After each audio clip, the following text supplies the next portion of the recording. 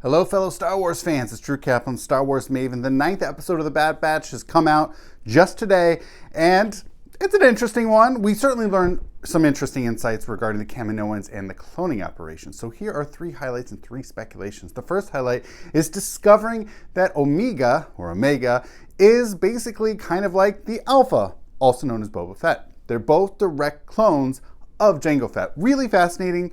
Also, how come Boba looks like his father and Omega very much not? Unclear.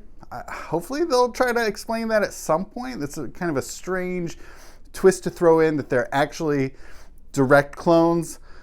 Okay, interesting. I don't know. They're definitely going to have to explain it. But it was nice to hear about that Boba Fett mention. Really neat. Possibly setting up a return to the screen for Boba Fett. Obviously, we have Fennec Shand from the Mandalorian, who has a connection with Boba Fett later on in the 2nd season of The Mandalorian. We'll see if we have that coming along the way of Boba Fett and development. I suspect not, though. We might get a glimpse at best, unless they do a 2nd season of The Bad Batch and then somehow Boba Fett's involved. Not clear, but I'm curious to see how that turns out. Okay, that's number 1. Number 2 is Taun We, or as they pronounce it, Taun We. So Attack of the Clones, Taun We escorts Obi-Wan Kenobi around Tipoca City, which is really cool, and I don't think we've ever seen her since. Like, it just was shocking in the 6th season of the Clone Wars.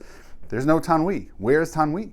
Nice to see her come back to the screen, and then she gets shot and killed. That's kind of unfortunate, but at least it was nice to have her still somehow around and involved. And then the number 3 it was actually interesting to me to consider the sort of moral ambiguity of Fennec Shand. I mean, look, after all, we do see her eventually later on in The Mandalorian being kind of an antagonist, and certainly here, earlier in the season when she appeared, she was antagonistic, but here she's fighting the primary antagonist, which is Cad Bane, and ultimately we know Cad Bane's trying to get her to bring her back to, Nala Se and Lama Su, or at least to Lama Su, not Nala Se, to Lama Su, and ultimately to be terminated. So he's sort of the primary antagonist. It's nice to see her sort of fighting back, and so we're kind of rooting for her. At the same time, she killed a presumably unarmed Taun We, which is interesting, happens off screen, so we don't visualize it, but she does it. So that's not exactly the best. She does ultimately do the bounty. I am thinking that she's either not going to return for this season or maybe just appear in the finale. We'll see. So for me, those are the 3 highlights: the Boba Fett connection, the Taun We piece, and Fennec Shand. So 3 speculations. They do mention not just simply hiding or running around.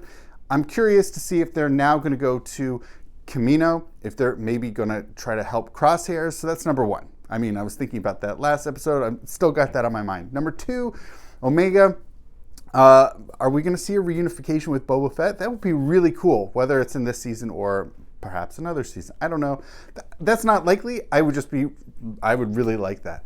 And then number 3, we do see this clash coming down. We have Nala Se going behind Lama Su's back here with the Kaminoans. So it'll be interesting to see what happens down the line. That Nala Se will be more, sympathetic to Omega, and that will be an interesting, basically a showdown. They both have a lot of power in Kamino, and it'll be interesting to see how that plays out. So for me, those are 3 highlights, 3 speculations from this 9th episode of Bad Batch, at least season 1. And thank you so much for watching, and may the Force be with you.